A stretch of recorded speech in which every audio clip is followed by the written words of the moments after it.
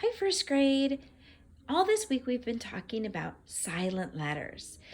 We've specifically the silent E or the magic E as we've been talking about. So today we're going to learn about two more silent letters. We're going to learn about the silent K and the silent W that we see together with the letter N and the letter R. Now I wrote some words down on the bottom of the whiteboard. Do you see the words? The first word right there, if you can look very carefully, we have the word spoke. We're going to look at that word and we're going to see how many sounds that we hear. Are you ready? Spoke. How many sounds did you hear? That's right, 4 sounds. Spoke.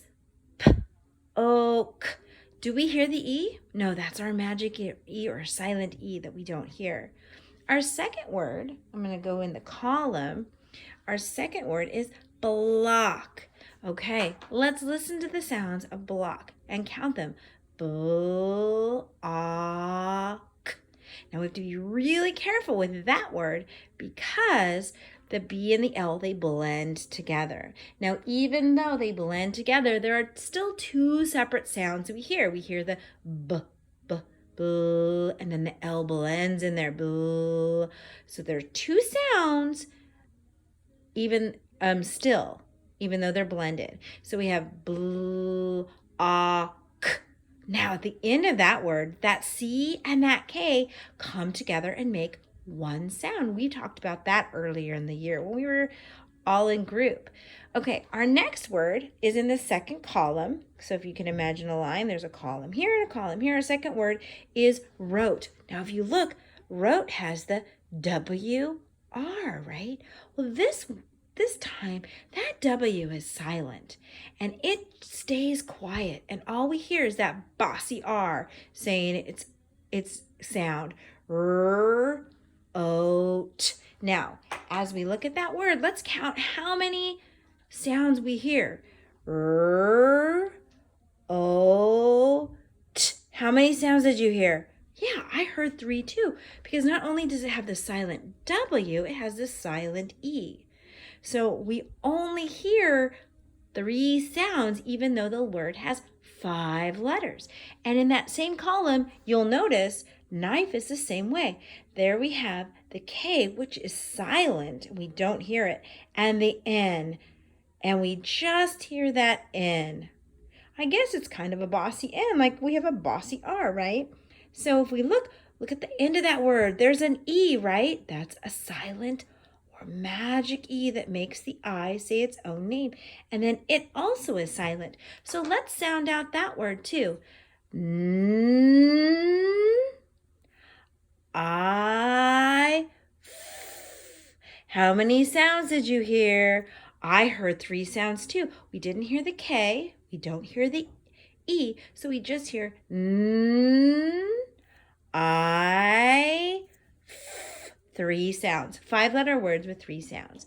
Okay, above we have the K, N, and the W-R. Let's think about some of the words that we can come up with. Now, if we were all here together, we would brainstorm some words, but we aren't. So I'm just going to put some words in each column. Now, remember, a column is tall, right? So we have 2 columns there, one for the KN words and one for the WR. So one of the first words I was thinking of, this is something we need to do with our shoelaces. We need to make sure we tie them in a knot, right? We know this word knot, right? But a knot, like when you're tying your shoes together, that has that K. That's silent, right? Okay, our next word, I'm going to put it in the WR column. That word is something we do at Christmas time with the presents. Before we open them, we wrap them, and that bossy R takes control and takes away the power from the W. All right, and so it says the sound, and there's no W sound.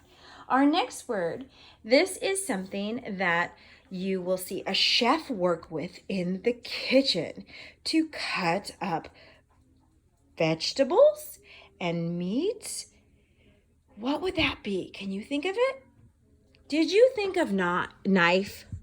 Yeah, knife. K-N-I-F. That's right, and that's one of our words from below. Okay, let's go back up to the WR column. This is something you did in the past when you finished, it's the password of write. So yesterday I wrote, that's right, I wrote a story. Okay, so there's that bossy R again, taking over the sound, the control of the sound, and not letting W say anything. So, and we also have the silent E in that word, and we have it there too. Look, it's twice. Okay, last word for each column. This word is is a body part next to your hand. Do you know what that is? It's the wrist. Whoops, wrong side. Sorry. Wrist. Wrist. There's that bossy R again. And our last word, it goes on the other side in the correct column, the KN column. This one is something it's part of a door. So the wrist was part of a body. This is part of our door. Can you think what it is? The knob. Yeah, we have a knob on our door to help open it up, right? And there we have that silent K we don't hear. Some of these words, you just have to remember that there's that silent letter in front of them. As you write more, you will recognize that. You will recognize the correct spelling of the words and when to use them. Okay, the next part that we're going to do is we're going to talk about story structure. So this is our last part of reading today. So stories have a very similar structure. The author organizes their stories in a way so that entertains the readers. Authors organize their stories to entertain readers or to teach something, right? We've talked about different stories that teach. When we look at this story, the beginning of the story, they introduce us the characters. We will often see the setting of the story. And there's always a problem that has to be solved. So most authors follow this pattern. Not all. In some stories, especially longer stories, there might be additional problems that come up in the story. But most stories have a beginning problem that needs to be solved. So in the middle of the story, that's all the events that happen that take place to help us tell the characters solve the problem that came up at the beginning of the story.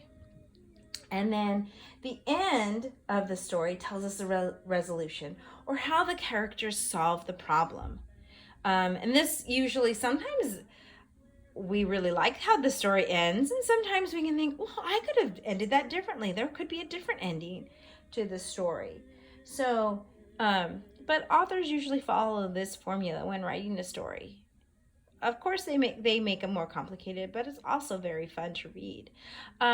So the beginning, the middle, and the end, these are all parts that make up the story's plot. Now, when you're writing a story, you usually will have a beginning and a middle and an end to your story too.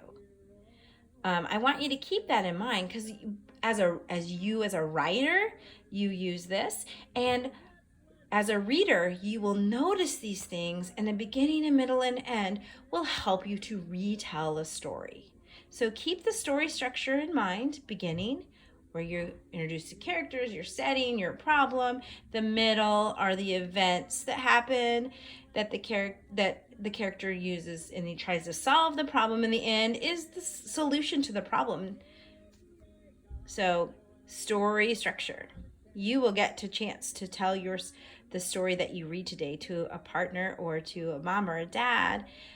So remember, as you're retelling, beginning, middle, and end.